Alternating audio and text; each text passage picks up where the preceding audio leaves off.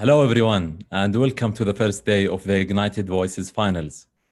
Ignited Voices is Misk's leadership training program. It started in May, working with 50 participants, along with great coaches and mentors, to prepare them to present Saudi in global forums.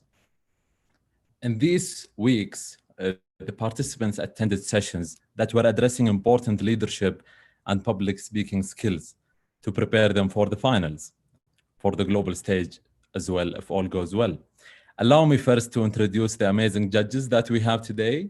We have with us Dima Al Sheikh, Director of Community Engagement in MISC and founder of Values 20. Welcome, Dima. We have with us as well. Welcome, Dima. We have with us as well Sarah Al-Khdairi, MPA candidate and London School of Economics and Y20 Sherpa of 2020. Welcome, Sarah. Hi, everyone. Thanks, Saleh. We have with us as well Dr. Manuel Schubert, founder of Behavior and a public policy expert. Welcome, Doctor. Shukran jazilan. Pleasure to be here. Ahlan wa sahlan. So now it's time to hear the presentations from the participants and the proposals. The first name that will go live today is Abdurrahman Sulaiman. Following Abdurrahman is Hamza Hashim. Abdurrahman, are you ready to go? Yes. All right, the stage is yours. Go ahead. Thank you so much. Let me open my presentation. Okay, so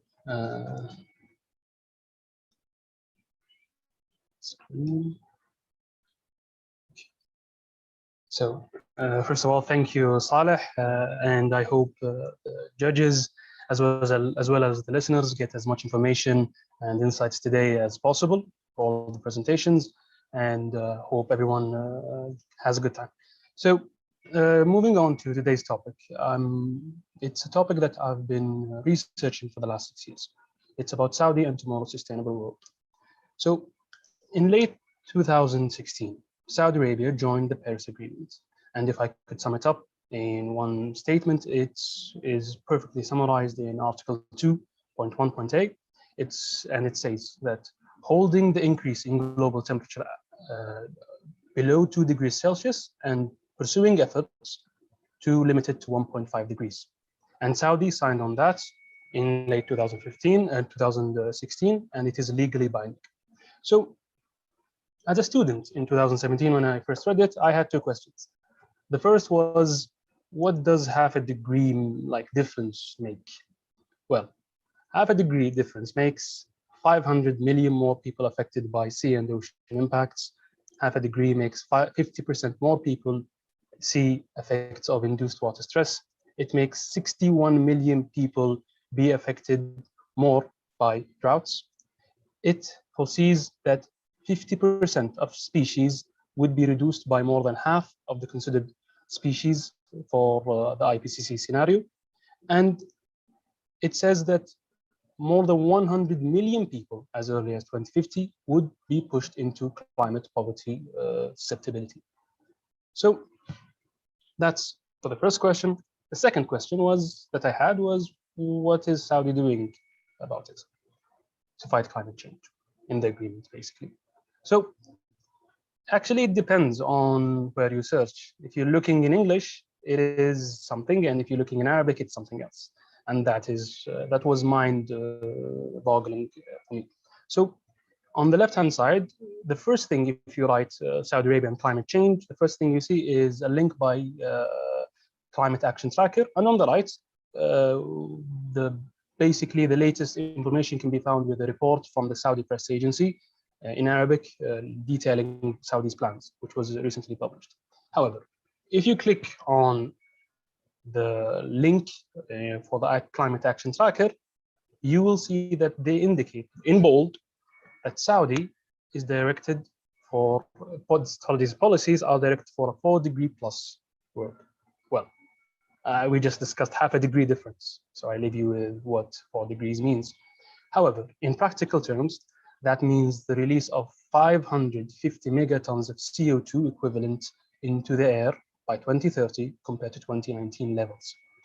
That is if we put it in context, that is the last 30 years in Saudi's growth of emissions, pressed into 10 years. So when you go to the Arabic side, when you go to the Saudi press agency and their latest announcements from the government, they show announcements that have not been considered by the Climate Action Tracker.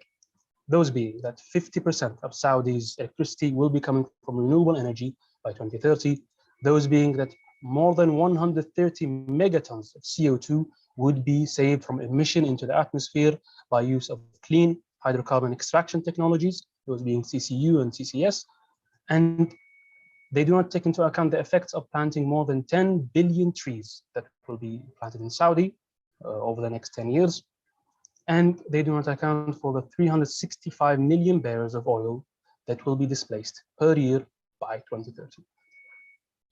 So for me, I had a question of what happens if I just include one of these variables into the model of Climate Action Tracker.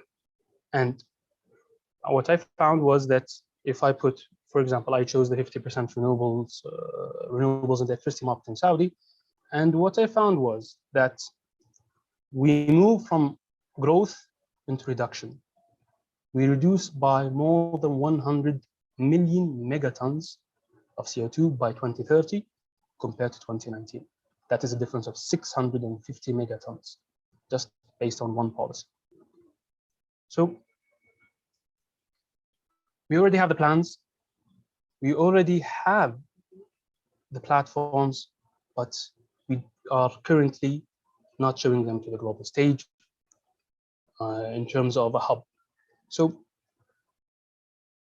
on the left-hand side are some of the policies I just mentioned, and on the right-hand side is one of those platforms that we can use. It is the Clean Development Mechanism.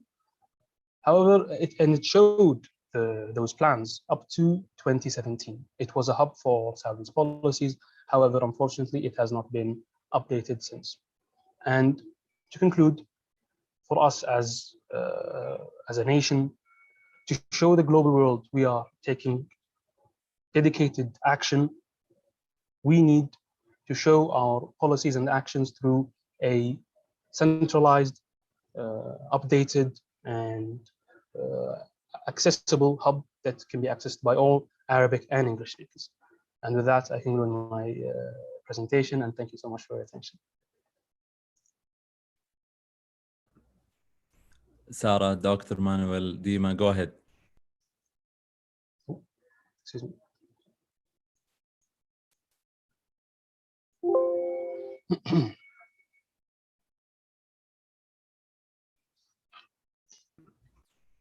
Sarah, you can start your questions, or Doctor, who's ready? I could go first. So Abdurrahman, mashallah, well done. That was a very well structured and interesting topic, and the way you presented was very well. It seemed very clear that you were very passionate about this topic, and you mentioned you had a very structured view in terms of looking at what's said in Arabic and what's said in English. What made you pick this specific topic? So it is let's say it is an issue that I've actually faced. So I'm actually I was a student in energy transition and renewable energy technologies, and then I moved into, let's say, the energy transition space. And I've always, before moving into the space and even after studying abroad, I've had a lot of interesting conversations on the position Saudi is taking. And I've always had to, like, I know what Saudi is doing. However, it is fascinating to see how different someone else sees a country that is the major oil producer in the world. And they think they have a negative image, while we are actually we are ensuring energy sustainability while also moving towards a sustainable world. And that is unfortunately not something that people understand. And the hope of my talk today was that we can show it on an international scale. Of course, there are governmental procedures, such as the National Determined Contribution of Saudi that we published in about 4 months. However, it is published every 5 years, and I think that is a bit too. The policies are are spread over time, and it is better if we show the policies as they come and not wait 5 years until we show something. That was the reason of me selecting the presentation topic today. Amazing, and I think that showed your very personal connection to it. What's your ask of the audience from the presentation? It is that we are in a position to raise our voices to say that there is A and there is B. Let's connect A and B. Every person has their capacity and their strength in getting a point across. For me, I personally have been trying to contact actually the center and making them understand why the policies have not been shown yet. And I think that if everyone starts having these questions and showing interest in actually seeing where Saudi is and what Saudi is planning, I think we will be seeing more of a structured and more centralized approach to actually show Saudi's efforts in both Arabic and English. And if you go to actually to the Saudi press agency article, it is, I think the English version still hasn't been released. Thank you so much. Amazing presentation. Can I also ask a question? Yes. Really impressive with the left-hand side and right-hand side and the calculation you have done. I love math and I love equations. But what I would also be interested to know is how would you envisage the tracking process? How can we, whether it's in English or in Arabic, report progress against our objectives? This would be also very interesting to know. So in terms of of course there is a big assumption into I do not have the full model of climate action tracker. However, in their model, they're tracked until the late 2020, I think 22nd of September, they've been tracking it. And for Saudi, I do not there are the King Abdullah Center for Petroleum Studies and Research, which is the regional hub for studies in Saudi. However, for tracking, that is also something that I hope if something like this starts to if these interests start arising, after we show our interests, then tracking and making sure that we are on track is the next step. So asking these questions. But I also love math, and I'm an engineering major, so it was very difficult to include just one number per slide. Yep, that makes sense. Thank you. Thank you. Thank you so much, Sarah. Thank you, Doctor. All right, let's remember our presenters to stick to time. That is vital. Also, we have Hamza now, and on deck we have Mahal Ghamdi following afterwards. Hamza, are you ready to go? Yes, but let me know if you can see my screen. Yeah, we can see it. Go ahead. Okay, great. So why don't we start with an example? So this is Matthew. Matthew woke up one day and felt pins and needles in his legs. He went to the doctor, and by the time he got there, he actually couldn't walk anymore. He was paralyzed, and this paralysis lasted for weeks. He told them, I have multiple sclerosis, but they did tests, they did MRIs, they took blood, every test imaginable they did on him, and he was completely fine, but still he couldn't walk. Fortunately, Matthew's doctor was a smart guy with a holistic understanding of health. And he said, well, why don't you try psychotherapy? And Matthew started going to see a psychotherapist. He started talking about the stress he was experiencing at work, the recent promotion he got, and actually within a few weeks he could walk again. He realized with time that the symptoms he was experiencing in his body reflected a psychic pain he wasn't aware of, and he was able to walk. But actually, let's change the story. A story that a lot of people experience, but that never actually comes to light as with the positive ending that Matthew experienced, which is Matthew was advised to go to see a therapist, but his insurance company said, well, no, psychic treatments aren't health conditions. You just need to talk about your feelings. That's not something we need to cover. These treatments aren't given by doctors, so it isn't our problem. And sadly, this is actually the problem a lot of people in Saudi Arabia face today, with the topic of my presentation being health insurance and psychotherapy, or sort of why it's not covered. So my name is Hamza Hashim, and I'm going to convince you that incorporating psychotherapy into health insurance policy in the kingdom is a must. And you know, mental health is a touchy topic, and so I like to bring my friend with me when I talk about him. You can see him here on the right. His name is Suleiman, but I like to call him cynical Suleiman. You can think of him as one of the guys who denied Matthew treatment. He doesn't believe in the power of therapy, and I put a little frown next to him so that we don't forget how cynical he is. Okay, well, the kingdom's actually had some huge strides in mental health policy recently. In general, we have one of the most comprehensive health insurance policies in the world, with people on the bottom of the employment ladder receiving great benefits to their health. In 2007, the kingdom took a step with the World Health Organization to make a comprehensive mental health policy plan where psychiatric treatment is largely covered, and Vision 2030 dedicates a whole chapter to health, with increasing the country's placement on the Social Wellbeing Index being one of the primary goals. But still, psychotherapy is not largely, or non-drug treatments aren't largely included in this project.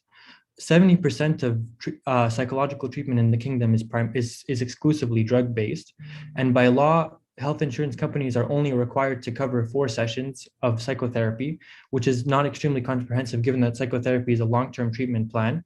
And it also doesn't fully apply because insurance companies have a lot of power to deny the legitimacy of psychic problems, which, according to the mental health professionals I've spoken to for this presentation, mostly impacts children because it's nearly impossible to prove psychic disorders with children.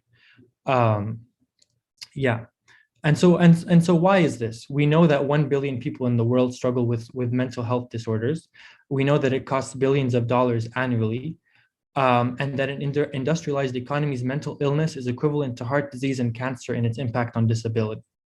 But so to explore why, let's let Suleiman or the cynic guide our exploration.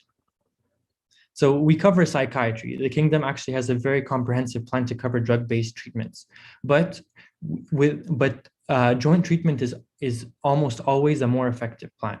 With major depressive disorder, for example, which is one of the most responsive disorders to medication, monotherapy only helped 1/3 of patients experience long-term improvement. And statistics are much higher for joint treatment plans. The National Psychiatry Associations of the United States itself almost always advises joint treatment as a solution.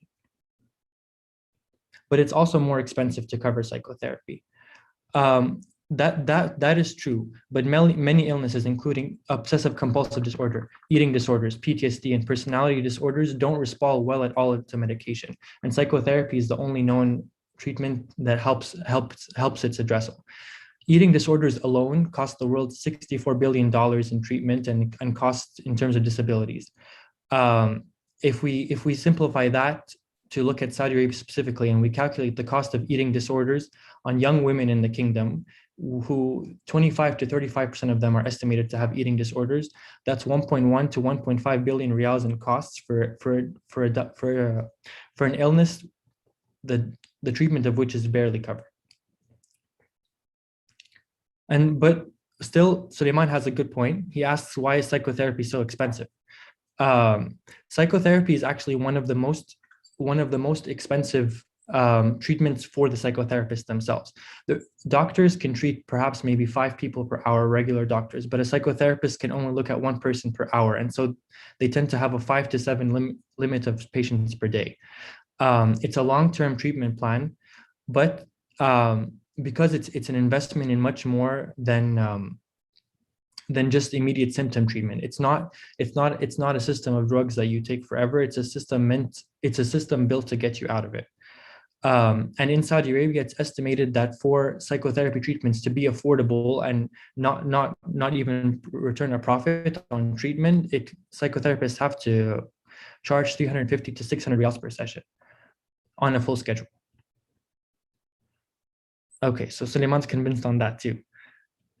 Finally, what can we do? You know, I've talked a lot about the problem, and thankfully the solution isn't too difficult. Insurance works. In nearly every single study or every single major study, insurance has improved the addressal of mental health problems drastically. And this is especially true, and contrary to stigma, which might say that that it's only sort of minor illnesses that need psychotherapy treatment.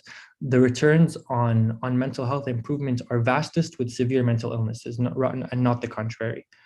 And so one major step the country can take is to increase the permissibility of who's allowed to take psychotherapy treatment, and to increase the minimum number of covered sessions to 12 per year from 4. So yeah, that's mainly it. Do you have any questions? Let me stop sharing.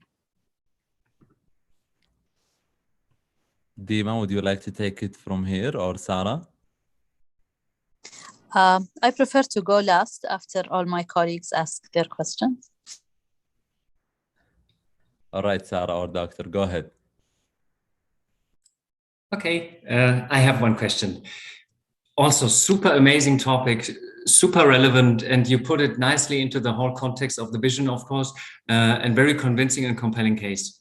You ended your presentation with an outlook, more or less a policy regulation outlook. Yeah, if you include the treatment through the insurance policies, then you would expect more people to take the treatment and hence have positive impact.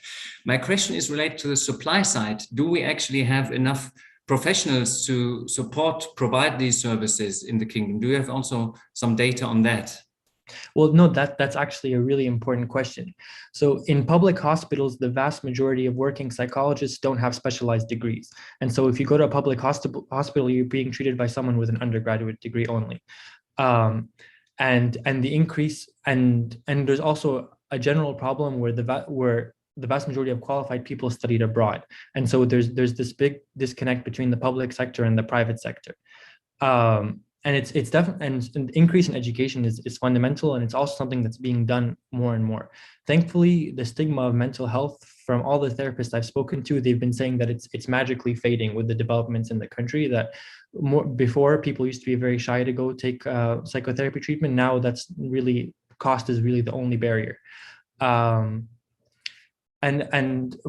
you know, with the idea of supply, I mean, I think as of right now, it ends up being supply, irrespective of supply. It's only the very wealthy who can afford it, which sort of shouldn't be the case, no matter how limited the supply is.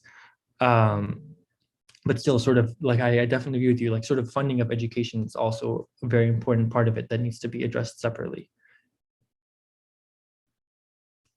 Thank you. Very well done, Hamza, mashallah. That was a really great presentation. I was very interested to see the cynical Suleiman. That was a very nice touch. How did you come up with that? Well, I mean, I caught myself writing the presentation with the, okay, but what if people don't even believe in psychotherapy? What if people don't even believe in psychotherapy? And I was like, let me just make that a theme in every single presentation, so that it's a joke and not really I think if you can make the cynics laugh about it, everyone's part of the conversation. And so I thought it was better than me being like, you should believe in this. You know, it was just better to laugh about it. Well, you did that very well. I really liked it, and I think that it really humanized the topic as well. So well done. Thank you.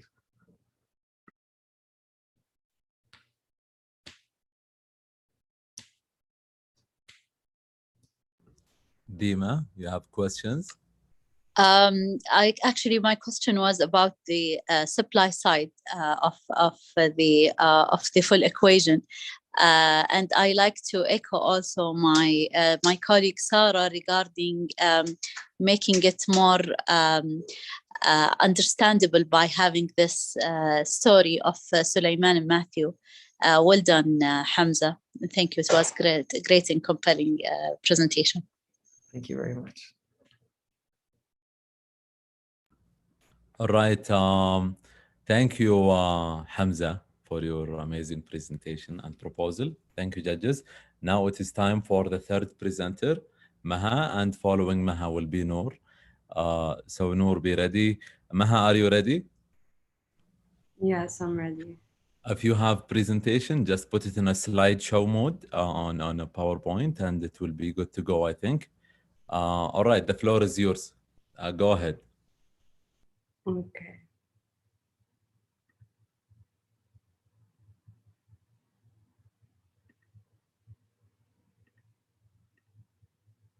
Okay, can you see my screen? Yes. Okay, Assalamu alaikum. My name is Mahal Ghamdi, and today I'm going to be talking about Saudi pop culture. So when we talk about Saudi culture, the familiar culture comes to mind, which is driven by history and by tradition, things that are found in research papers and novels, powered by the desert, natural life. So if, for example, you want to go find where basket weaving came from, which is a craft that's available here in Saudi, you can find its whole history in books. But once we want to talk about popular culture, it's not really available in books. It's not available in research papers. It's barely available on television. It's mostly online and out on the streets. So when you want to look at the validation or the documentation of this culture, you look to arts, music, private businesses, etc., things like that that are powered by people themselves, individual efforts. So let's talk about Jeddah as a subculture, because popular culture has different roots, so it's powered by different subcultures. Jeddah is known as the route to Mecca, which encourages settlers to come from all around the globe, making it the melting pot of Muslim cultures. So Jeddah is a melting pot of this movement. Specifically Al-Rawda district in Jeddah. Al-Rawda is a full-on society that's vibrant, ambitious, and it does have a thriving economy. So there's a concentrated creative movement which has food and beverage, as well as boutiques, and as well as creative agencies such as Brick Lab, for example, which created a lot of initiatives that showed Jeddah's history and started research that wasn't there before about Jeddah's architecture.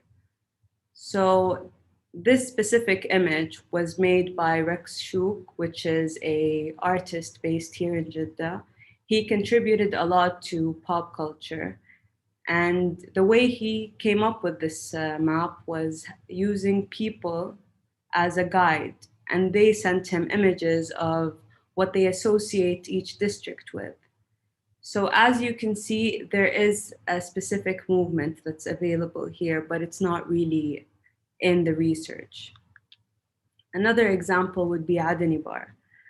Adani Bar started this year, and it's basically a small coffee shop that used the symbol of the plastic chair that has been evident in our culture for a very long time as the logo, which drives interesting conversation, business conversation, things like that, as well as the Bufia culture, which is the small restaurants around Saudi that, you go, you get a quick bite and leave. But they validated it and made it into this society that enters our lives. Lasuna Clothing used the futa, which is something that's also been imported from abroad into our culture, and validated it by making it a part of our everyday clothing, making abayas, making shorts, making pants. And this made it, this made it a movement rather than just a brand. Here we have Moa Sania, who is an upcoming artist. He is now a part of the 2139 Jeddah Arts Initiative. He created this collection of animations to show that Jeddah is moved by retro culture, and he used this open exhibition that Jeddah was supposed to be and made it into something that entered today's world. So my proposal is for people to make it their individual efforts to find these societies in their community that are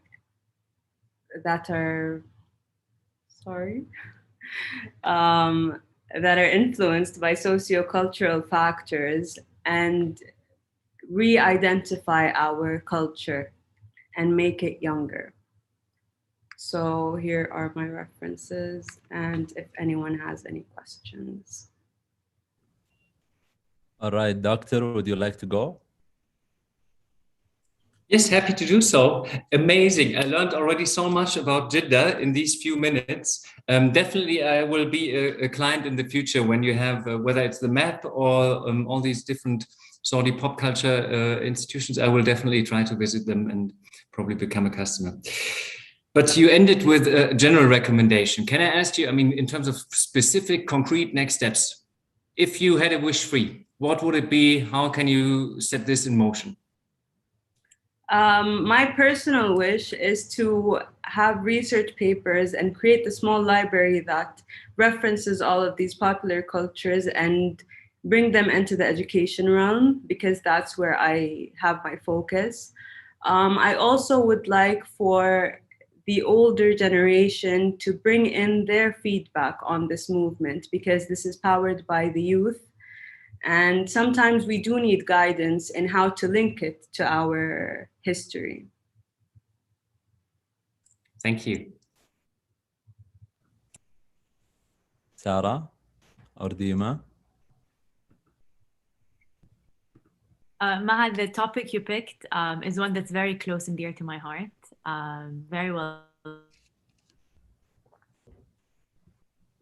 The sort of the comparison of the old and the new, and then broke it down into until we reached the case studies. And I think all of the ones that you showcased were quite brilliant. What made you pick those specific ones? Because they're personal to me, and I've seen how they're evident in everyday life here in Jeddah, or when you go abroad, you see these little symbols that remind you that these people are from the same place you're from.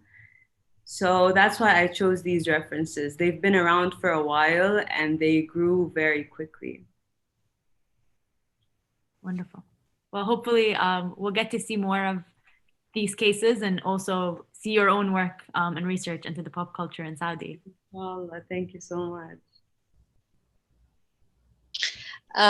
Actually, thank you for choosing this topic, Maha, because as you say, pop culture, specifically in this era of transformation, have been intentionally neglected, because everyone fearing of missing out the past culture that we have, that has been part of our creation as a nation and transformation, while the pop culture, what matters to youth, and also what's there and wouldn't be realized as a loss until it's already lost. So, and I like this approach of choosing a holistic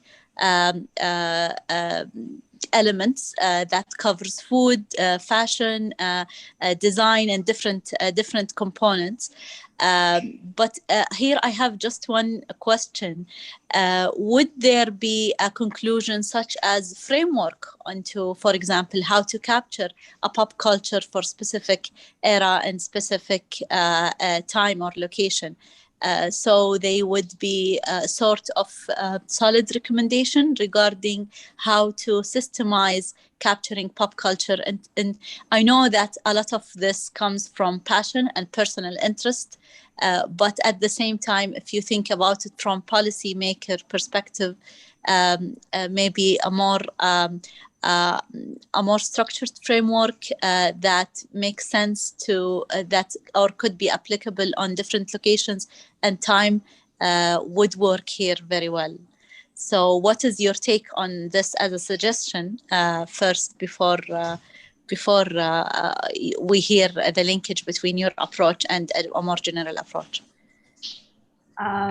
For me, about the policy making, this has been a struggle for me because I've been trying to find it in order to conduct my research, because I feel as though the policy that's available now comes from a Western perspective, which really doesn't apply to our culture and what's going on here specifically.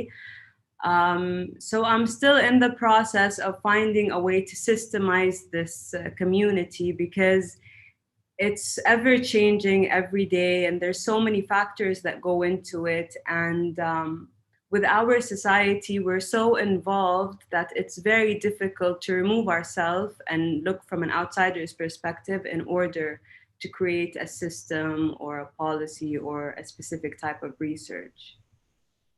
So I'm still honestly in the process. Okay, thank you very much. Thank you. Thank you, Maha, for your presentation, and thank you for keeping the time. Now let's move to our next presentation and next proposal. Noor will present now. Prepare your presentation. Following Noor will be Nauf Al-Saghir. Noor, can you hear me? Yeah, I can hear you. All right, just raise your voice a little bit and share your screen and go ahead. I want to share my screen. Oh, there it is. Okay. Play.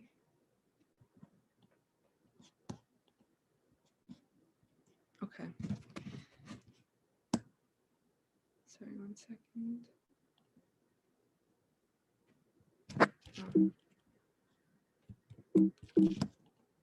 Oh, okay. Okay. So currently we are living at a time where we are the most we have the most access to information, to services, to comfort. But this, you expect with this that we would be the most relaxed version of society that there is. But actually, it's very interesting to see that the result is not the case. There is so much discomfort and disharmony, dis-ease or disease that is being manifested in society today, especially after COVID. And the root of this issue really, not the symptoms, are human suffering. And by human suffering, I don't mean the direct suffering of survival. I mean the suffering of our own selves, the suffering of not being able to train our minds, our bodies, our thoughts, and our emotions. Because that is, to some extent, the real suffering of this age, the suffering from our own internal self. And luckily, the solution is also there. And the solution is the human potential. As humans, there is one thing that is certain and for sure: we are here to evolve, we are here to grow. So as long as there is the potential, there is a possibility of evolving that suffering into ambition and potential. Prevention versus treatment. Prevention is the way to go, because we can treat symptoms of disease, we can treat symptoms of mental health, and we should. But there is a system that is so much more tactical, strategic, smarter, and more well for everyone. And that is prevention. It is to put the right seeds from a young age and to plant them so that we have a society where there is harmony in the individual, because the individual is the relationship, the individual is the family, the individual makes the society, and the individual makes the culture. So how can we have a preventative method of allowing the individual to blossom in harmony and a culture to blossom in harmony? How can we tap into that potential that each and every single human has? Self-regulation. Self-regulation is the road to alignment, and self-regulation needs tools. We are human beings, holistic. We are whole humans. We are whole humans.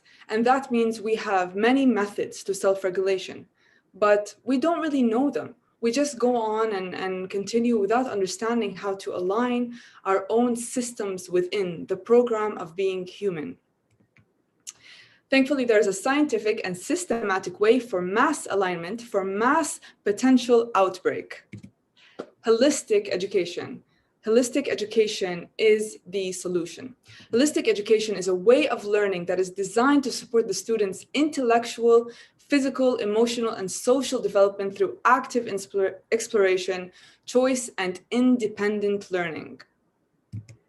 Tested and done, the Montessori system already does this in schools. And that's what I suggest that the kingdom should bring in, translate, but make it Saudi. Montessori, make it Saudi. The Montessori logo, really, the mantra is, tell me and I forget, teach me and I remember, involve me and I learn. We don't want to just graduate as people who have got a certificate, but we want our students to graduate as full potential beings who know how to interact with uncertainty, with relationships, with work, and with tapping into their own selves in a healthy and well way. The Montessori system allows for experiential learning, self-guided engagement, collaborative play, creativity. It's a very creative way of getting education, and it's a very individual and unique system. For each student, there is an intention placed, there is a system made, there is a workbook, and everyone gets what they need from this school program. It's a way that we have a growth mindset. It's a way that students engage with their own capacities so that they can grow. And it also teaches tools that are not just academic, but full-rounded and balanced. The impact of the Montessori system has shown so many successful entrepreneurs that are confident, communicative, curious, critical thinking, and they know how to adapt in life. They are flexible. They are conscious leaders. And you know, every single person is a leader because every single person is leading at least one life, which is their own. So the question is, do you want to be conscious or do you want it to just go by? Conscious leaders is what we need for a culture that thrives, leaders that are aware, that are able to manage, that can see how to and deal with themselves, their emotions, relationships, interpersonal skills. They can coach and influence.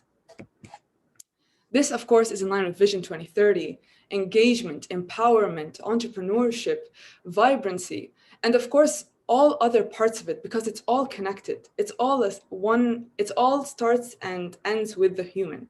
So if you heal the human, if you tap into the human potential, you tap into all other potentials. The happiness and fulfillment of citizens and residents is important to us. This can only be achieved through promotion of physical, psychological, and social well-being, the Vision 2030 document. This, of course, is in line with the SDGs, which this is covering. But it says SDGs, well-being, quality education, culture, expression, industry, innovation, sustainable cities. I think the perfect pilot for this is NEOM. NEOM is a place where a new vision of what the future could be. And this is what the future could be. Because if you think about it, the screen we're looking at today, me and you, the fact that we're talking, once upon a time, it was not possible. But someone said, I have a vision, I have an imagination, and I want to create. And with that passion and imagination, we're able to live in what we are today, these four walls, this AC, these technologies. These were all an impossibility. But if we start thinking of what is possible, then we can create a future that looks like what we once thought were impossibilities. And this future will face the problems of today with creations of tomorrow. This future will create a world of harmony and peace. This future will demonstrate that Saudi is in union. The citizens and the identity are aligned and they have a vision. And this vision will show in our impact, in our way of living, in our lifestyle, in the ways that we entrepreneur and create new things, the fulfillment that we have, the vibrancy and the energy of this country. This is the vision of tomorrow. Thank you very much. No matter what your current circumstances are, if you imagine something better for yourself, you can create it. Thank you. Thank you so much, Noor. Who wants to go first of the judges? Dr. Dima. Sorry. Happy to go first. Yeah, super inspiring. Thank you so much. Where can I sign up? I want to open up Montessori schools. Fully Yeah. convinced, super energetic. I mean, everything from A to Z. One comment and one critical question, though. Where the first comment relates to NEOM. I think NEOM already has programs looking into the topics you described. I think under the label proactive healthcare, yeah, avoiding treatment, rather go into prevention. I think they have this on their mind. So maybe it's good to catch up with them and see, does it match your vision? Is there something they can improve, or is there something you can learn from that what they are currently implementing or planning for? This would be the comment. And now the critical question. You had this one page where you talked about impact of the schooling system. I'm not an expert in that, but I would like to see probably like hard KPIs, hard impact. Did they really score better on educational outcomes? Do people graduating from Montessori schools, do they actually have better career opportunities, more higher employability, these kind of things? Or at least, are they happier? This would be the soft KPI that I would like to see. Any data, yeah, exactly. Okay, Yeah, go ahead. Research for the surveys that did on Montessori students versus public school students in America, and they scored 43% more fulfilled lifestyles. Oh, sounds good, yeah. It does. Thank you. Of course. Dima, Sarah.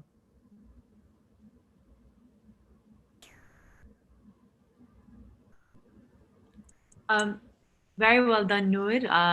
As Manuel said, like the energy and your passion for the topic really showed. I wanted to ask, so it's clear that you've done your research in terms of the Montessori school system. Was there any other schooling system that you've looked into, or an educational program that was a sort of like the second option for you? Yeah, there is programs that I think would be great and can be implemented with less rigorous training, which is mindfulness programs. I think mindfulness programs can be a great alternative, and they can also be trained in any different circumstance, but they kind of bring the aspect of how to connect with the internal human and how to bring it external, that place of creativity, of peace, of harmony, and of communication with yourself and others. So mindfulness programs have had similar kind of overlap in topic with Montessori. So that would be my second choice. Thank you. Awesome, thanks. Thank you, Noor, for your great presentation and excellent slides that are very energetic, to the point, with very good body language and usage of camera. I also echo Sarah's comment regarding the comparison between two systems that aren't a public traditional system. I would have loved seeing more of this during the presentation, because there has been many controversial about the Montessori, even though it says a result-driven conclusion that you have led us through, but maybe usually addressing the issue with multiple hats and multiple perspectives will enhance your presentation constantly. Thank you for great presentation and great slides. Thank you. Yeah, I totally agree with what you said. Thank you. Thank you so much, Dima, Sarah, and Doctor. Thank you, Noor, for your presentation. I would like to remind everyone to keep time of their presentations to make sure we all do great today on time. Again, we have now Nof Sghair, and following Nof will be Al-Walid. Nof, can you hear me? Yeah, I can. All right, keep time and go ahead and share your screen. I'm going to share my screen from another device because I want to still see your wonderful faces. Okay.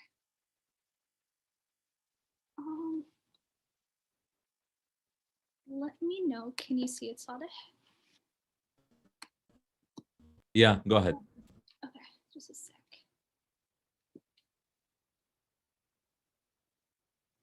Okay, wonderful. Today, to answer the question of why should we think of investing in Saudi-based startups, started by first-time founders in college or very early in their careers, I would want to flip this question on its head and ask, why shouldn't we invest in them? What will Saudi Arabia look like if we do not have diverse VCs addressing different sectors, different stages, and different geographies, making sure that they're really filling the financing gaps for startups across sectors, stages, and regions? How will our 2030 look like? Where is the next Silicon Valley going to be? I speak to you today as one of 22 million young Saudis between the ages of 15 to 34. I speak to you today as the 0.0005% of the 67% of young people in Saudi Arabia. Today, we're 5 years into the Saudi Vision 2030 program, and VC funding in Saudi Arabia has risen to an all-time high with a recorded 151.9 million in investment raised across 88 deals in 2020. This marks a 124% rise from 2018 to 2020, and a huge increase from the recorded pre-vision rate of only 7.9 million in funding. Most of this growth can be traced back to 2018 when the government sought to empower the entrepreneurship sector, ease foreign direct investment regulations, and launched two fund-to-fund ventures, SVC and PIF's Jeddah Funds of Funds. This was also around the time when Saudi Telecom's company launched its 500 million fund, STV, making it the largest tech fund in the MENA region. All of this has benefited Saudi Arabia's startup ecosystem, which has become the fastest growing venture market in the MENA region. Now, despite all this growth, despite all the numbers I've mentioned, there is still a lack of VCs and investments going towards sectors like edtech, health tech, agri-tech, prop tech. In fact, I believe we do not have enough number of VCs in Saudi Arabia. They're increasing, I agree with you. But if I were to talk about the supply versus the demand, the market is not yet saturated.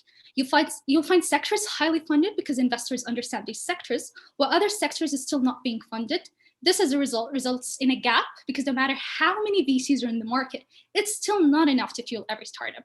And I believe the biggest evidence is that we can see investor interest currently focused on fintech sector only.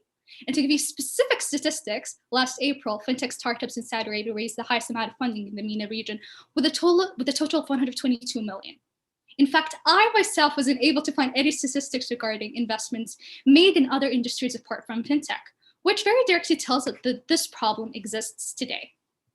However, never ever think that our problem exists because of lack of venture capital availability. The Kingdom of Saudi Arabia has been ranked the 12th in the Index of Venture Capital Availability. So you may ask, okay, Nov, why the problem you're talking about exists if you're ranked the 12th? And I'm going to answer you and say it exists due to two main reasons. Part of it goes to us not giving young people working on startups in new sectors, and I emphasize the word new, the confidence and the support they need. And part of it goes to the lack of deal flow in other sectors. All of this can be resolved by giving young people the confidence and the support they need, and by funding venture builders investing in diverse sectors. Now, if my proposal, which is all about supporting Saudi founders building in different industries and funding venture builders investing in those industries, were to be implemented, what's going to happen? First, we're going to be building the next Silicon Valley in Saudi Arabia 10 times faster than the US was in less than 5 years. And I'm going to tell you why. If you look at the two statistics I have displayed, you can easily recognize that Saudi Arabia is a very young country. As I previously mentioned, 70% of the Saudi population as we speak right now are between the ages of 50 to 34. On the other hand, over the next decade, Silicon Valley population ages 70 to 79 is expected to increase by 62% according to the US Bureau of Statistics. So the distinction is clear. We are a young nation. Young equates to energy, which equates to power, which equates to creativity and innovation at a faster pace. And you may ask, what's the benefit of building the next Silicon Valley in Saudi Arabia? And I'm going to answer you and say, startups have become a fundamental pillar of economies. They will not only be bringing greater innovation, but job creation. So to iterate, this brings a huge opportunity, more innovation, more creativity, and a better economy. And to assure you that we're able to make that happen in less than 5 years, I'm going to let you know that since the emergence of Silicon Valley, Saudi Arabia has been a major economic and political agent in its success. The kingdom itself is one of the largest sources of capital for tech startups in the United States. We have invested over $300 million in social networking company Twitter, for example. Saudi Prince Walid bin Talal became the second largest shareholder of the company, owning 34.9 million shares. So we've got the money, we've got the human capital, and we can make it happen.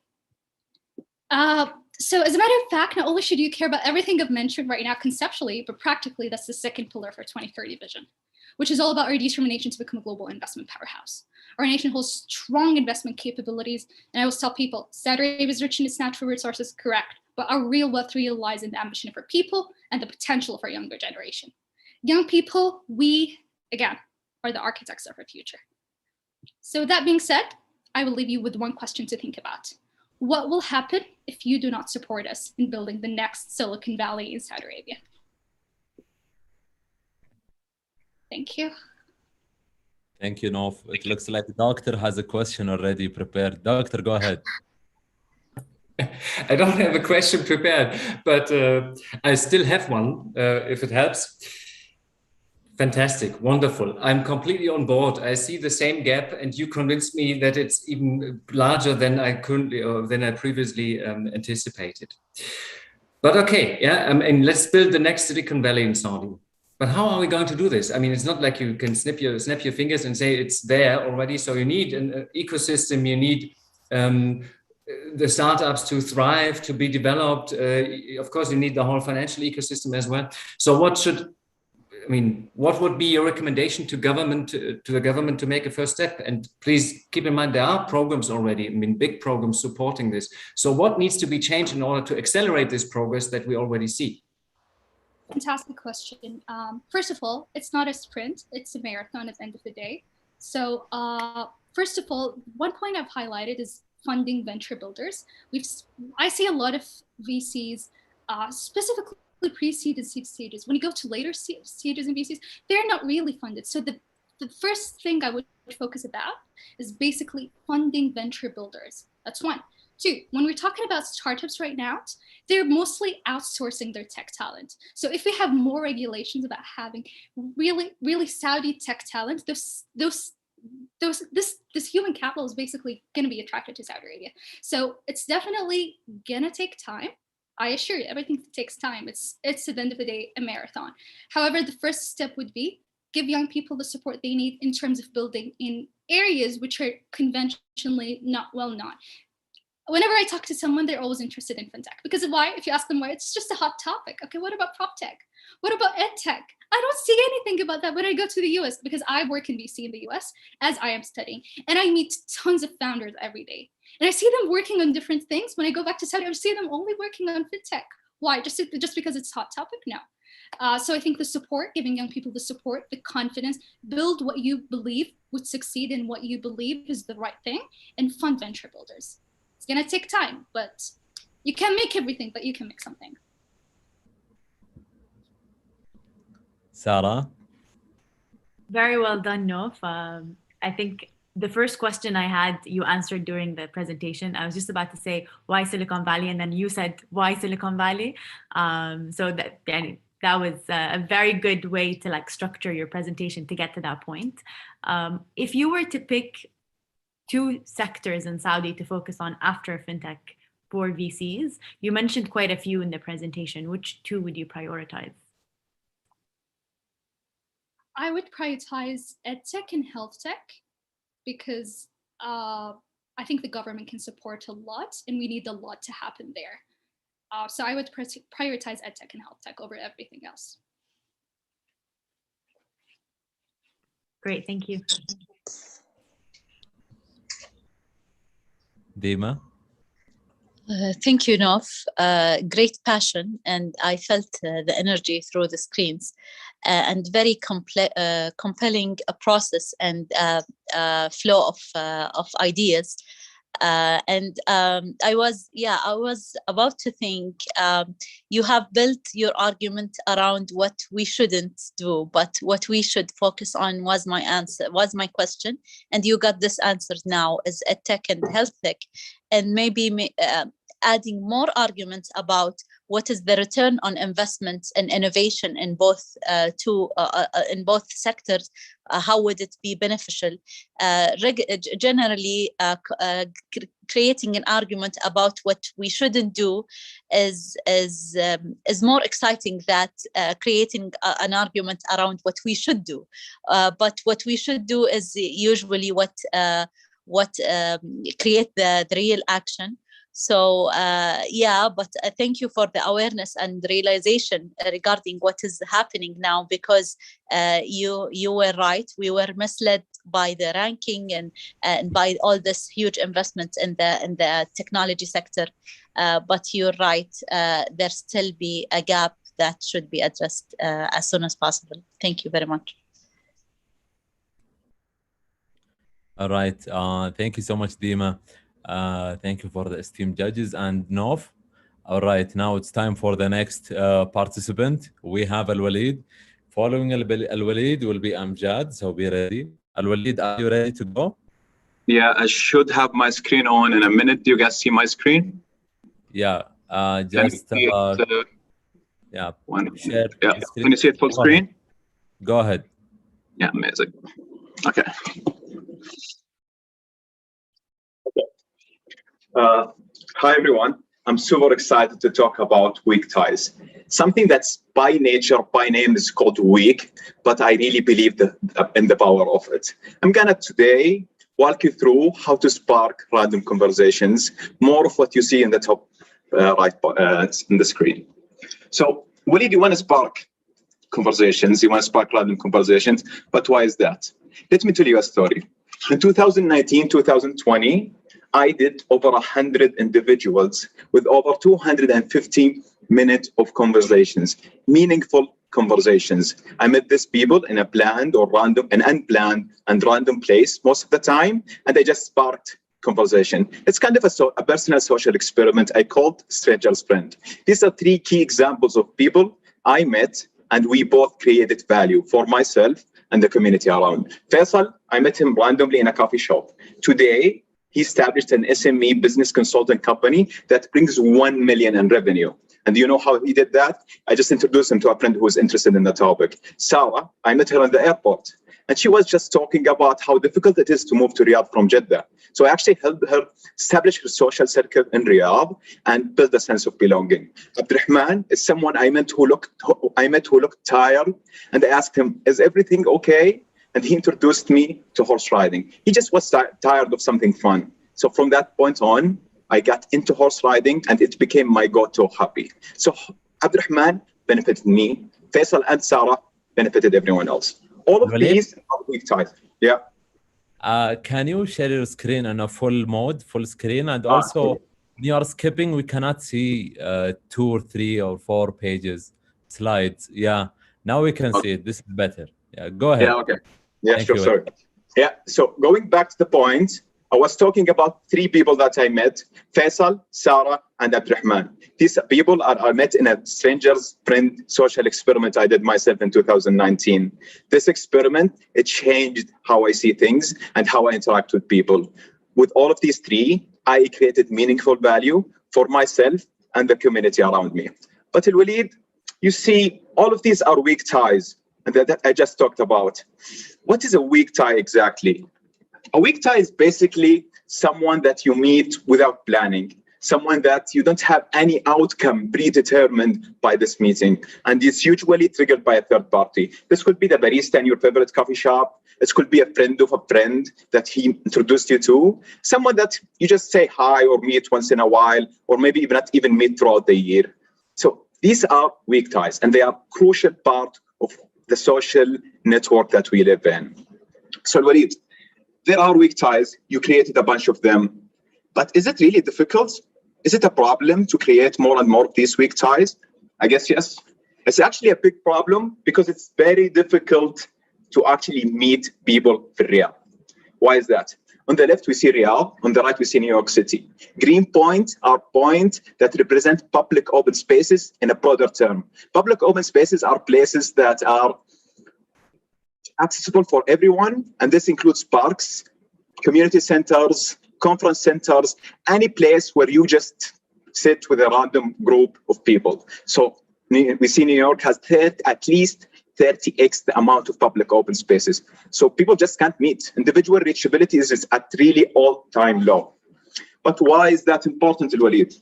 We understood weak ties, we understood it's difficult to make, but why is that important? Well, these random conversation, these weak ties, bring huge benefit to the quality of life that we live in. It brings psychological, economical, and physical benefits, and they all interact significantly with Vision 2030. But let's take a little bit more of an inclusive look at psychological things. Does it make us happy to create these weak ties, to drive this conversation? This is an experiment that was done in a coffee shop. You met random people, and the barista did an efficient conversation where he did a transaction. What's your order? This is what you need to pay, and that's it. And these are random people who rated that conversation on positive effect, satisfaction, and belonging. So I'm going to ask you a question. What about if we include 1 minute, just 1 minute of a social conversation into that? Huge jump in all aspects. 14% minimum jump in how belonging do we feel to the place we are, and 19% in satisfaction, 17% in positive effect. That's an effect in all kind of dimensions and how we feel about that interactions. Okay, so Walid, we understood it's important, but what can we actually do about it? There are 3 solution blocks or 3 solution paths: policy, environment, and nudging. Policy is the overall governing body that promotes people confidence in actually to talk, to create weak ties with people, to meet around. It just makes people feels like I actually can talk to others. Environment is the place where we do that. It's the place that improves probability of success of making that conversation. It's workability, it's improving the school system, it's actually conferences where people can actually sit together. So it makes people feel I'm around people. Nudging, which is the important, easy part to do, is random object experiences that sparks a conversation between 2 people because there is a common thing to talk about, whether a common interest or even a third party, a friend of a friend. And this gives the rationale to that talk. So, Al-Walid, these are the solutions that you suggest. Can we do something really quickly and fast within Riyadh? Yes. I would say nudging is very easy, and it's a no-regret move. These are some basic examples of how we can actually nudge people to make things.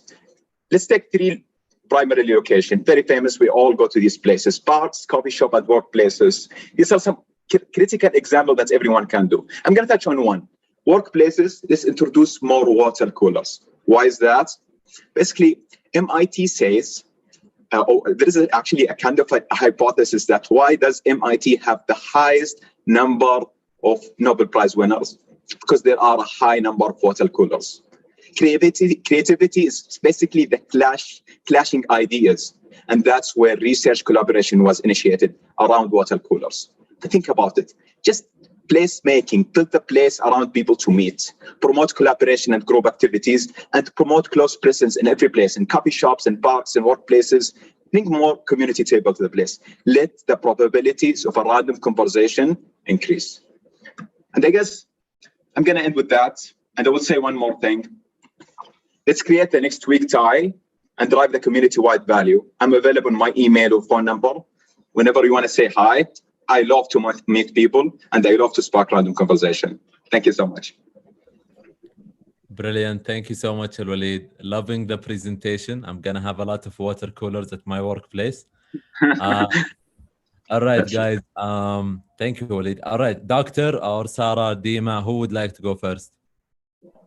Well done, Al-Walid. I think the topic is very, very, very compelling, and I loved how you creatively presented the personal story, how you linked that to a problem and the topic and a new concept such as weak ties, and then presented it from a behavioral policy solution. And I'd say that was very, like, the way you did it was very surprising in a good way, and it kept me wanting to continue to listen to the presentation. From your experience in Riyadh, and you've said that you've done this quite a lot for your personal experience. I think it was 100 plus weak ties that you've turned into strong ties. How would you recommend to the audience with us today, like they take that on as like a personal Yeah. Yeah, that's actually a brilliant question, and that's one of the things that I promote generally around people. I'm a friend that creates friends. I know two people, I just let them meet. But what I would say, start from there. Yeah, try to get into a more bigger circle around your friends. Let your friend introduce you to that friend, and then the bigger circle just creates. Other simpler solution, people really want you to say hi. I did a challenge once in an airplanes where I just sat silent and not talk to someone next to me, and he didn't talk. But I started to just say hi. In the beginning, whenever I started sitting, hi, he said hi back. And then he just felt so much comfortable to drive a conversation in an hour or two. While in the beginning, when I was kind of strict and not talking. So I would say, start with just saying hi. Assalamu alaikum is just a very basic way to start that weak tie with anyone you want to. Hope I answered your question, Sarah. You did, thank you. And I think everyone should start saying hi to more strangers. Exactly. So much. Yeah, and then reach out and then say the first hi to me. I'm available to any be your first weak tie, let's say. Thank you, Walid. Very interesting topic, and I also like the flow of the ideas that taking us from a personal story to a macro analytic of the society, and then to a specific behavioral policy. It is amazing, and maybe one idea that could be also applied as a nudge effort is to change the name weak tie, because there are some negativity around the name weak tie or weak conversation, and maybe because it has so much impact and power behind it, that would reach us to better conclusion. So maybe changing the name would be the first nudging towards having more ties in the future. That's actually a really good point. That's true. Oh, wonderful. Can I also? Yeah. I fully echo what Sarah and Dima said. Fantastic and really surprising journey how you took us on board at the beginning. And I just wanted to say at the beginning, can I also meet with you? You seem to have like a magic wand or something, so people are becoming successful and so forth. But then you turned it around, ending on behavioral public policy topics, which is very close to my heart, definitely. What I also like is, of course, that you put all the references to the wonderful journals and articles that are so much fun actually to read and provide so much insights and evidence. Coming to the policy part, of course, I mean, putting water dispensers and all these kind of things, this is kind of a quick intervention and definitely, yeah, ticks the box of nudges. But when it comes to behavioral urban planning, designing open spaces so that you increase the probability of people to engage with each other, which, by the way, there's wonderful research that you create a more community cohesion, trust, and all these kind of things. There's probably a bit more when it comes to the design, the architecture of these places to look into. In order for you to pitch this concept further, I would suggest looking into this literature and round it up there, because you have this wonderful narrative and it deserves to be even a bit broader, and maybe you can roll it out and scale it across the entire kingdom. So it's more a comment than a question on your wonderful presentation. Thank you, Valo. That's actually a really good point. But why I didn't touch on it in this time, I think it just limited time. It's a really strong, broad like conversation to have, right? But really, this is I think that I really want to do, because whatever you have seen is something that I really want to move forward, even myself. Fantastic. Thank you. Thank you so much. All right. Dima, do you have any questions? No, thank you. All right. Now, thank you, Walid. Great presentation. Now we have Amjad, and after Amjad is Khalid Al-Jabr. So Amjad, I want to check on your connection. Is everything okay? Yeah. Can you share your screen? Sure. All right, go ahead. Let me know if you can see my screen right now. No, not yet. Not yet. Yeah, now, yeah, go ahead. Okay, great. Good evening, everyone. Today, I want to start with showing you this picture, which I think most of you will resonate with. especially at this time of the year. You can see this is a team participating in the Tokyo 2020 Olympic Games, but this is not a regular team. In fact, this is a team of all refugees from all around the world. So this team has been formed by the IOC, the International Olympic Committee, in 2015, as they feel the responsibility to provide an opportunity for refugees, which is a great thing. Let me show you now a glimpse of the refugees' participant reactions in the announcement when they announced their names to be selected and shortlisted to be part of the Olympic Games. You can see the delight in their faces. You can see them all smiling. They're all happy. They're excited. But wait, why? Why a refugees team? Before I go further talking about the problem now, I want to introduce myself. This is Amjad Al-Amri. I'm a mechanical engineer and I work in the infrastructure interface team in the NEOM Industrial City. And today I would like to talk about this problem of refugee crisis. As you can see, the refugees in the picture in the background, there are 29 participants in the refugees Olympic team, but they're out of a larger number. 82.4 million is not a population of a country or a continent. It's the total number of refugees from all around the world. 35 million are the number of children who have a promising future.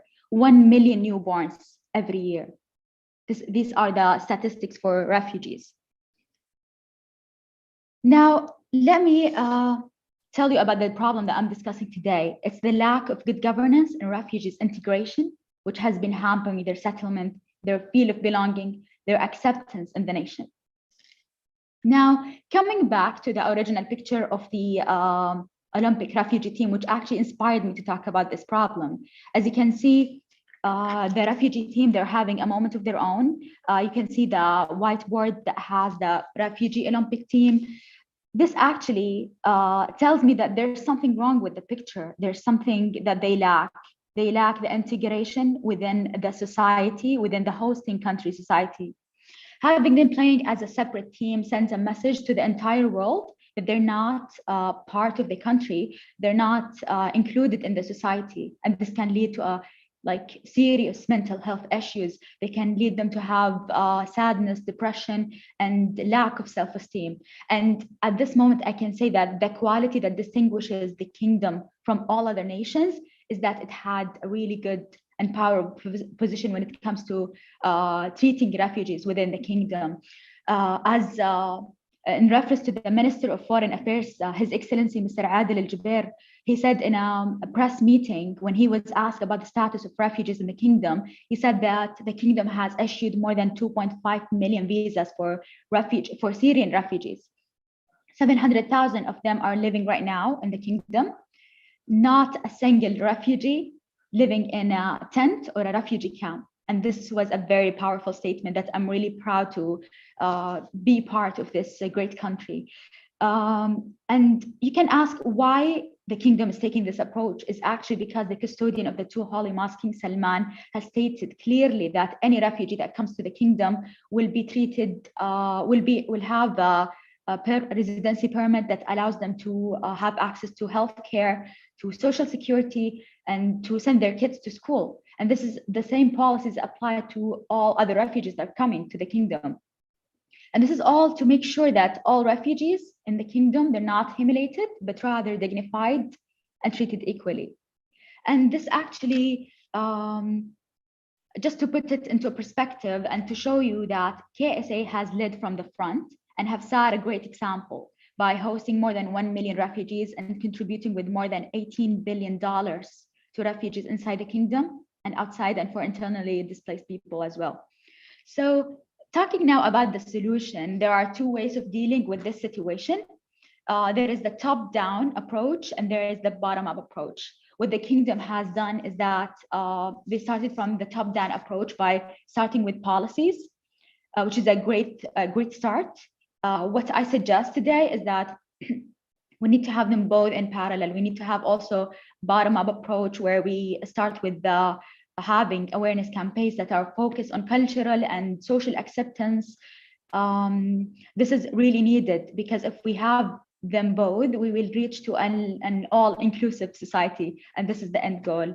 And to end my presentation, I would say that one must remember that refugees are you and I with different circumstances.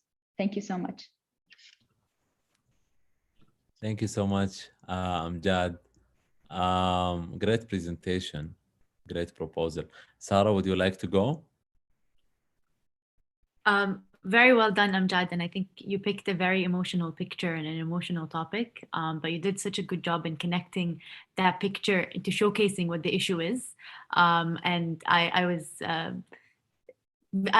felt how you felt about it, so you did a very good job of conveying your emotions in that way. And I would love to hear more from you on how you want to structure the solution. I liked the last slide and how you presented the two sort of current approaches. How would you want to see that in the future?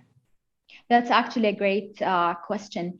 What I can say is that it's important to have like both approaches, as I said, the policies, the good governance, and the awareness campaigns, which starts from the society. And I can, for example, I can say an example that the Kingdom has done when it comes to policies that actually helps solving the issue. Like I personally, when I was in high school, I studied in governmental schools, and it's well known that government schools only have or accept Saudis only. I remember when I was in school, I saw like I saw Syrian students, and by that time, I and neither me or my classmates knew that at that time that they were actually refugees, or they were accepted because they're from like a nationality that from a refugee country. This is actually the best thing that should be done, like in this situation, like actually setting a policy to accept and to give the opportunity to these refugees without flagging them or treating them like a separate group, like without actually, you know, having a separate class for refugees and let everyone knows that this class is only for refugees. So I think this is kind of solution that I'm looking for when it comes from a policy perspective, but from a social acceptance, I think it's as important as policy, supporting policies. I think more awareness campaigns through media. I think media has a great power. So if we can have more campaigns, and I can say also educational campaigns, like in school, to teach people that refugees are not like different from all of us. Like they were normal people at one time, and no one know what will happen in the future. So they should be immersed within the society. Thank you. I hope to see your solutions being implemented more thoroughly around the world. Thank you, Amjad. Dima, go ahead. Sorry, doctor, go ahead. Thank you. Yeah, very touching topic, super important, and you provided the numbers. Yeah, it's entire countries being forcibly displaced around the globe, and it's a pity what's going on there, and somehow we don't manage as global society to properly bring them into our societies, give them shelter, and host them, technically speaking, in a proper and dignifiable way. I agree, yeah. Saudi Arabia is quite, I mean, to me, when I looked around in the region and also comparing Germany, I'm a German, spearheading something where we can see Syrian refugees are treated very well, and there's a social acceptance that we can observe. I mean, there's mingling between people and all that. So in order, I mean, I like your approach to say there is more we can do, and yes, please continue to be ambitious, but maybe there's also something you can do abroad. I mean, Saudi has obviously some unique instruments, policies in place that other countries like mine lack. Somehow it didn't click so well at the beginning. In Jordan, yes, we have the big camps. In Lebanon, the same. So maybe you can look into also look into how to bring up this best practice and distribute it so that other societies are also a bit more open towards having refugees for good or just for a temporary period of time. This would, I think, be really helpful. Yes, I totally agree with you, and I actually I like the initiative from the IOC, the International Olympic Committee, and I know that they did what the best they can do, like providing a refugees team. It's great. It's like a dream for them to participate in the Olympics. But what I would like to do, like the other countries, is to actually include them like in the national team instead of a separate team, even if they can set like a specific percentage of people participating from like refugees without flagging them that they are different, just for them and for everyone to feel like all included and to feel, you know, immersed and integrated in the society. Thank you, Amjad. Very compelling start for promising policy and global policy that is linked to the SDGs and many humanistic approaches around the world. But what I see as an important pillar that could make this a very stronger policy is the voice of the refugee themselves being represented in your recommendation or your presentation. Like, what is it? The first thing that came across my mind when I see the refugee team in the Olympics is, what is it that they prefer? Do they prefer, as you say, that they would represent the nations that they were placed at? Or do they prefer that they will be given an opportunity to represent their own nationality in a way that is more linked to their identity and the sense of belonging? So I would like to see more of their voice being heard. What do they prefer? What do they, because they are being put in under extreme circumstances where the sense of belonging means different things to them. So not everyone would like to see themselves settle fully in a new location, but they would rather stay tentatively and go back to their to their nation, and others are not. So it depends on in each country the reason of them being fleet out and where are they located right now. So I think their voice is very much needed to be heard and reflected in such global policy and global attempt. Thank you very much for an important topic and for making our hearts move. Thank you. You're welcome. Actually, you said the right thing. It's actually their voice is the most important thing. What I know for sure is that they want to be like part of either their original country or the hosting country, but I'm sure that they would not want to be part of a non-existing country or a refugees team. Thank you. Thank you so much, Amjad. Great presentation. And yeah, so now we're going to Khalid Al-Jabr. Khalid Al-Jabr will present. Following Khalid, we have Mohammed Al-Aqil on deck. So Khalid, can you share your screen? Amazing. Perfect. Thank you, everyone. Can you guys hear me clearly? Go ahead. Perfect. So hi, everyone. My name is Khalid Jabbar, and I'm here to talk about the opportunities in Saudi tourism. So there are many opportunities in Saudi Arabia or in the Saudi space, as it possesses a rich heritage, and we're one of the last few countries in the world that joined the tourism, ecospace or space. Because of that, we're able to freshly shape our country, and we're in a prime position to do things right from the start. We're able to learn from other countries' mistakes, which will help us avoid the cost of fixing it later. And there are many different sectors or many different types of tourism Saudi has to offer, whether it may be adventure tourism, agricultural tourism, leisure tourism, sun and sand. However, for the purpose of this presentation, I'll be focusing on one sector that I believe is particularly interesting to me, which is the entire aspect of cultural tourism. So there are three main aspects, or basically elements that shape up cultural tourism. So we have the tangible assets, which are the actual physical assets that are located in the kingdom, such as Al-Barad in Jeddah, or Taraf Palace in Diriyah, or Rija Al-Ma in Asir. We also have an unbelievable amount of intangible assets, our customs, our traditions, the way of our people, ranging from the pre-Islamic to the Islamic times to the modern times. And lastly, our people, the warmth of our people, our traditions, our values, our hospitality. And if we can mobilize the three of these, then we can truly do great things in the area of cultural tourism in the kingdom. And in order to capitalize on these few elements, there are 5 aspects or even pillars, I'd like to call them, that are very important to ensure they're applied properly. So firstly, we will need to have good governance to ensure consistency in applying these standards across several destinations and sites. Sustainability is very important, especially with historical and old and rare sites. We will need to engage the community. And when we engage them, we need to be inclusive. We want to make sure everyone's voice is heard. Everyone has a chance to participate and contribute.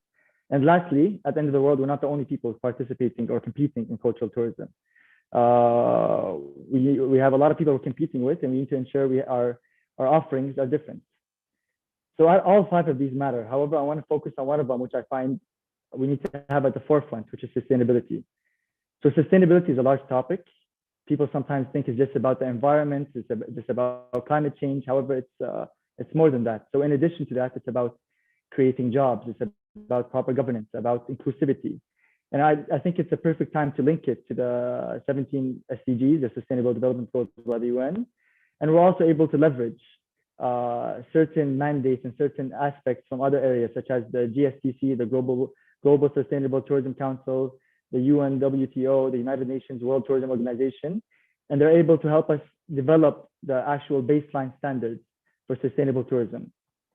And I truly believe that if you look at the unifying theme across all of these, the 5 pillars, the SDGs, the frameworks, whether it's maybe preservation of the past, while also creating sustainable opportunities in the future, whether it's maybe opportunities in jobs and entrepreneurship and GDP contribution and reputation of the kingdom, soft diplomacy. At the core of it all is our ability to basically develop the cultural tourism sector sustainably. And I think that's one major task, or the most noble task that in my field of tourism to focus on, is in order to fully deploy the capability of the sector and its people. So for me, what's very important to remember today, dear audience, is that tourism has a great potential for the kingdom. We all know that. We have phenomenal cultural assets. However, they require input of all 5 of the points I've mentioned, which I believe sustainability being the central element. And if we correctly harness and deploy our cultural tourism sustainably as per these goals and the pillars and the frameworks, we will create benefits for the population, our economy, our prestige, and for our visitors. Thank you very much. Amazing, Khaled. Thank you so much. Doctor, would you like to go? Yeah, happy to go first. I love this last picture of yours. Isn't it Al Ola even, where they're coming up with the balloons? Yeah, I think so. Wonderful, and completely agree. Yeah, there are so many places that are probably super interesting for, Saudis and foreigners alike to see and explore. And the 3 pillars that you mentioned in the beginning, I think the tangible and intangible and the people. This is, I think, the USP of Saudi. Yeah, this together, there is, to me at least, nothing comparable in the world. However, so tourism. You spoke about a couple of business elements and why it makes sense. So, looking at what you have presented in the last 2 slides, I had the feeling, okay, so we are a Saudi government, we are already looking in this topic. We have the Ministry of Tourism and we have all the different programs being launched from Al Ola that we mentioned and so forth. So what is it we should do differently to really harness the potential of the proposal you outlined? I agree. So, I work in this field, so I do work with a lot of these government entities that are applying these frameworks or studies or procedures. The one main issue I see across multiple different entities is that, sure, each one may have its own sustainability framework and each one may have its own direction in order to approach these issues. However, the one thing that I would see lacking is the lack of consistency, which is where I think good governance would apply, and and to ensure the consistent communication across all these government sectors. I realized when working with them that each, let's talk about 5, entities. Each one wants to do something that's very similar, the same offerings. No one really has a differentiator where they would like to stand out with. And even though I think the lack of communication with because of the weak governance, I would say, is a very big issue they're facing. Thank you. Thank you. I would like to move from to build on this question specifically. By having this systematic approach of addressing the issue, aren't you afraid of somehow limiting the creativity, meaning that this is a blue ocean, still a lot of development to be made? So aren't you thinking about this process that might create some limitation on innovation, on innovative solution, on innovative offering in the future? This is where I think engaging the community and being innovative from that aspect is where it's very important, and they're doing it. Some entities here in Saudi, the Ministry of Culture, the municipality of Jeddah, for example, is in the Al Balad in Jeddah. I know there's doing renovation, redevelopment processes happening over there. But instead of just, having it from a top-down approach, okay, listen, we'll develop a company, we'll have a bunch of ministers sit on the board, and they're going to apply the same consultants applying the same practices across. They're actually engaging the homeowners. They're actually, listen, we want you involved. What ideas do you have? They're either supporting them with providing stimulus payments, they're either providing them with investment toolkits. So they are limited to an aspect from following a specific toolkit, but that would just help them ensure that the duplication of work isn't happening. We don't want 5 museums on the same block. We don't want 7 farms in the same neighborhood. So that's to ensure clear communication and alignment between them. I hope I answered the question. Yeah, thank you very much. No problem. Thank you so much, Khalid, for your proposal. And now it's time to listen to Mohammed Al-Aqil. Mohammed, let's manage the time. Thank you so much. And following... I think Sarah had a comment, if I'm not mistaken. صح, Sarah? I did actually, but it's okay if we're short on time. No, go ahead, please. We want to hear all the judges always. Thank you. So I just wanted to echo what Dr. Manuel and Dima had said, and I think that your topic is very timely. And if you have a ask from the audience right now, what would that be in terms of taking this forward from a policy perspective?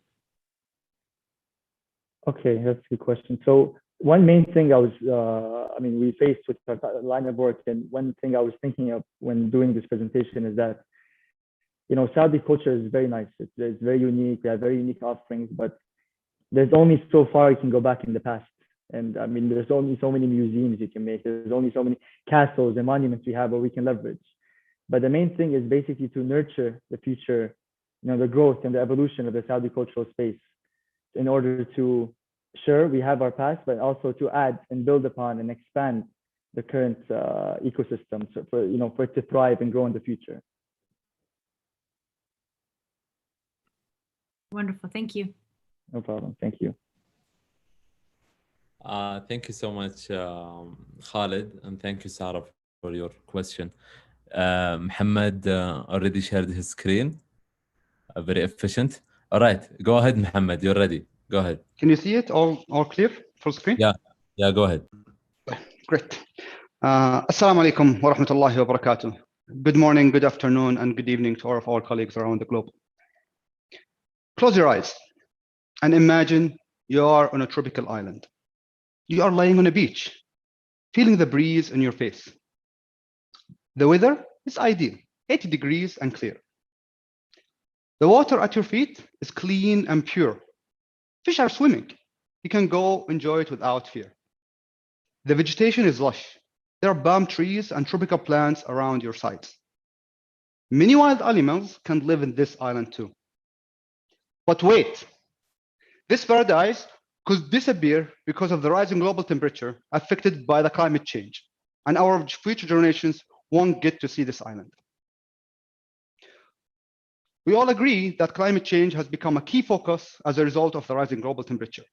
According to the reports of the Intergovernmental Panel on Climate Change, or known as IPCC, climate variability and change are affecting natural economic, social ecosystems, especially for the world's poorest and most vulnerable.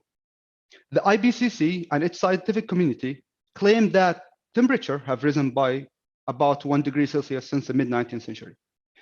The community have underlined that the reductions in the global net greenhouse gas emissions are needed in order to sufficiently limit the global average temperature rise and to combat the impacts of the climate change across and within all sectors.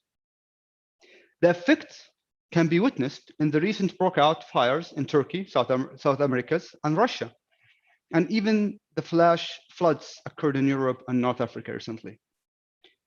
Global leaders have established the United Nations Framework Convention on Climate Change, or known as UNFCCC, during what is called an Earth Summit back in 1992, with an objective to stabilize greenhouse gas concentrations in the atmosphere. Furthermore, they reiterate that commitment with a bottom-up approach, where global leaders have pledged in COP22 in the Paris Agreement to limit the rise of the global temperature to well below 2 degrees, with an ambition to 1.5 degrees Celsius above pre-industrial levels. It is noteworthy to say that one of the issues with dealing climate change and rising the global temperature is the concentration of greenhouse gas emissions in the atmosphere.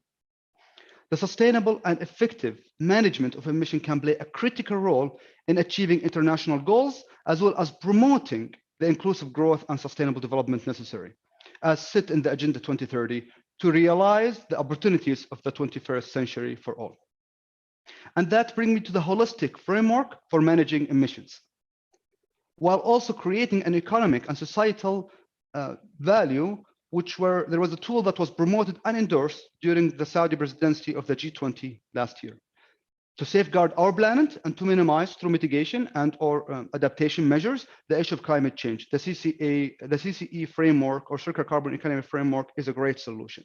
The framework is voluntarily, holistic, inclusive, pragmatic approach that the world could use, which would allow an economic growth while also addressing the environmental stewardship issues. Its approach helps in the understanding of the opportunities available to deploy and scale the range of solutions to manage the emissions across all sectors. The GHG emissions, the greenhouse gas emissions from productions and consumptions, are addressed through 4 dimensions: reduce, reuse, recycle, and remove. Let's start with the first R, the reduce. Reducing emissions through sustainable consumptions, enhancing energy efficiency, including fuel efficiencies, cleaner energy systems, electrification, renewable energy. The second R is we're talking about reuse, converting emissions into useful industrial feedstock by deploying carbon capture utilization or emission to value solutions. The third R is the recycle, where we recycle emissions through natural processes, decompositions, and combustions, where you can produce, for example, biofuels and e-fuels. The last R is the remove, where you remove emissions from the system itself through carbon capture and storage or direct air capture and storage. Also, natural-based solutions and ecosystem solutions approaches as appropriate for the countries. So this is from a country level perspective. The CCE and its 4 Rs create an integrated and complementary approach that countries can use today to manage their emissions. It could be adapted to fit countries' needs and context, including their specific available resources, their political and economic and social and environmental development context. The impact is huge and everyone is affected. The CCE framework I just presented is merely a tool and a framework that will guide us all on a path to manage our emissions, but it will require collective and collaborative sustainable actions for it to succeed. Individuals can contribute with actions such as switching to energy efficient lamps, LEDs, in their homes, or even installing renewable energies. At scale, though, businesses and government must collaborate together, including collaborations with think tanks, industry, international organizations, NGOs, to safeguard our planet, to ensure a prosperous future for generations, and more importantly, to save your island. Thank you very much. Thank you so much, Mohammed. Doctor, would you like to go? My pleasure. Thank you so much. Super important topic. And I also like the framework a lot. I think it captures in essence what we need to focus on in the next years to come. At the very end of your presentation, you mentioned the individuals, what they can do. And I think, of course, I mean, I fully agree, yeah, that governments, private sector, NGOs, think tanks need to work together. But I think we also need to put some weight in and analyze properly what what we are doing. When are we exchanging the light bulbs, and how can we be encouraged to reuse our products more often, these kind of things. What is your take on that? What is your view on how to mobilize behavioral change at scale? Doctor, thank you for the questions. It's a very important question. I think you started with the answer yourself. I think individuals can practice from now. It's very important to start with a cultural change. It could be through using energy efficient systems, air conditioning, or even reusing the mugs, for example. You don't need to produce waste, or at least the managing of the waste could happen in that case. This is from a household perspective. Now, outside, we could utilize walking areas that you could start that with the reductions. Just those simple acts together will create that magnitude.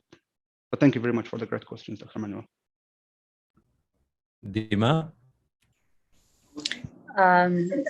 Thank you very much for great presentation and great utilization of current policies to the fact that you were trying with us as a audience to reach to. I like this approach of global policy recommendation moving towards individual actions towards all one objective. So a great presentation, very consistent, very straight to the point, and a great usage of evidence and data that is very smartly put together. Thank you very much. Thank you very much, Dina. Appreciate it. Sarah? Well done, Mohammed. I fully echo what Dima and Dr. Manuel said in terms of how timely the topic is and how well you presented it. And a topic such as the carbon circular economy is it's a very complicated one, so you were able to break it down in a very easy and digestible bits, I could say. And I think that the question that Dr. Manuel asked about, the individual action and how you can push sort of people to do better is quite important. I don't really have a question to add because I think that was the question to ask, but I just wanted to say very well done. Thank you very much, Sarah. Much appreciated. Thank you. We all start together making an impact through circular carbon economy. Thank you very much all. Back to you, Saleh. Thank you, Mohammed, for the great proposal. It seems like it's approved by the committee. Now it's time for the last presentation, last proposal. We have Dua. Already shared her screen. That's great. All right, Dua, go ahead. Okay, hello everyone, and I hope that you are all doing great. Today we are living in 2021, right? What if I said to you, let's travel through time? That's mean we're going to be in 2050, and that's mean after 30 years from now. And let me ask you this question. What do you think life going to look like over there? Is it thriving future or devastating future? And in order to anticipate future, we must understand and recognize what we are living today. Today, I'm going to talk about climate change and sustainability. And the concept of climate change based on something called emissions. So easy as this, our planet surrounded with a thin layer of emissions such as CO2, and they are crucial for us. Without them, we will freeze. But this thin layer have been a thick layer and been a threat for us since the Industrial Revolution that began in the late 18th and early 19th, and also regarding the anthropogenic activities such as energy, transportation, buildings, food waste. what happened? Emissions raised 48% in our atmosphere. And this raise actually led to a raise in atmospheric temperature. All of these will lead to something called global warming. Based on the Union of Concerned Scientists, China is the largest emitter country with 28%. After that come the United States that emit 15% of carbon dioxide. Saudi Arabia emits 2% only. Okay, what are the impacts of global warming? Actually, it's affect the long-term changes in the climate and how it's going to affect it. What we're going to witness, a rise in sea levels, health risks, extreme weather, acidic oceans, and imperial ecosystems. Okay, since we address the problem, there must be a solution for it, right? So what is the solution? In general, it's sustainability. And what is sustainability? Meeting your present needs without compromising the future generation needs. Okay, there are 3 pillars for sustainability, but the main key pillar, it's environmental protection. Have you ever asked yourself why many countries nowadays started to maintain and implement sustainability?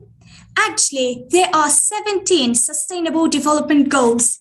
And here I mentioned only 5 that matches my topic, such as affordable and clean energy, industry innovation infrastructure, responsible consumption and production, and also sustainable cities and communities. And the most important one is climate action. Today, I'm going to do a scoop and also talk about mechanism of carbon capture, utilization, and storage. How does it work? Actually, I take CO2 from the atmosphere, and then when I take it, what do I do with it? I have 2 ways. So either I store it or I use it. And how do we store it? In a geological formation, onshore or offshore. Okay, how do I use it? There are many different processes to use it in. Okay, regarding and based on the United Nations report, how could we reach net zero using this mechanism? In 4 main ways: tackling the infrastructure emissions and producing low carbon hydrogen, remove carbon from the atmosphere, and it's a solution for the challenging emissions. So let me ask you now this question. What is the crystal about this mechanism?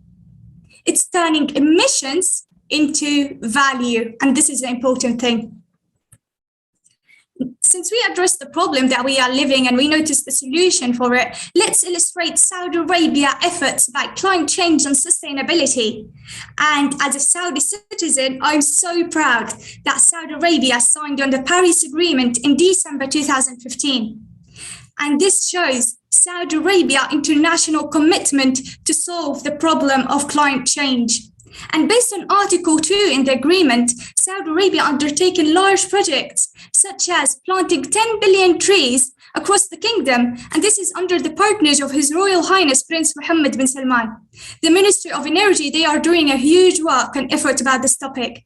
SABIC has the largest CCUS facility that actually captures 500,000 tons of carbon dioxide per year.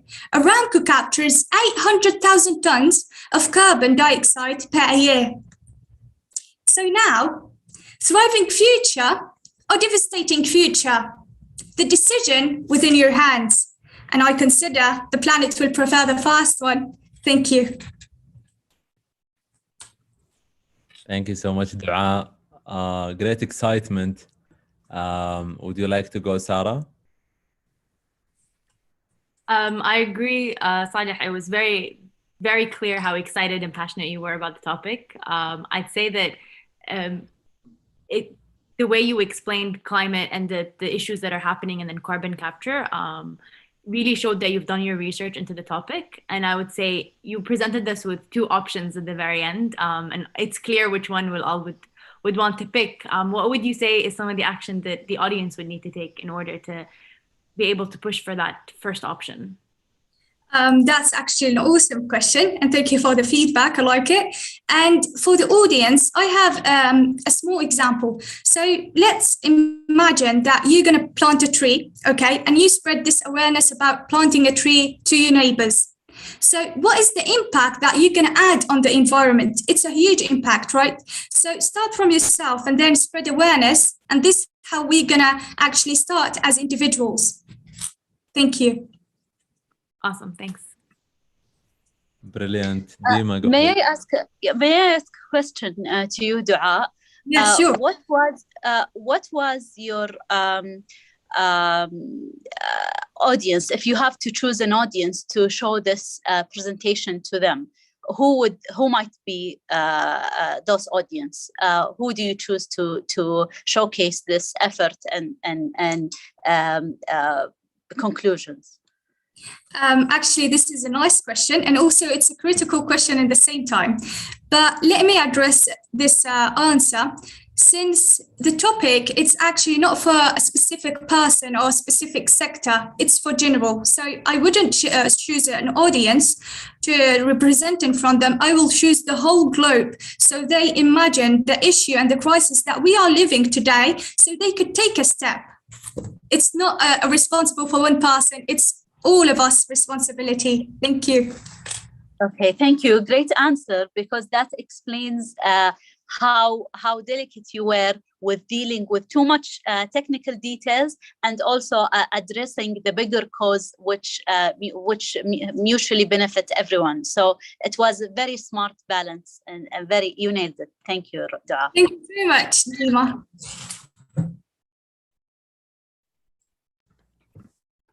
You just touched upon the topic that I wanted to ask a question about. Climate change as global public goods problem. We all sit in the same boat, and we all have an incentive as societies, governments to free ride on environmentally compliant behaviors of other countries, which has always been the challenge ever since, even before Kyoto and then after Kyoto, to keep up with our commitments. And I mean, how would you try to convince the big polluters of the world? And I think Germany is also there among the top 5 or 10. How would you convince us, the big polluters of the world, to commit to our promises and gradually reduce in line with our agreements? What would you do? How would you approach us?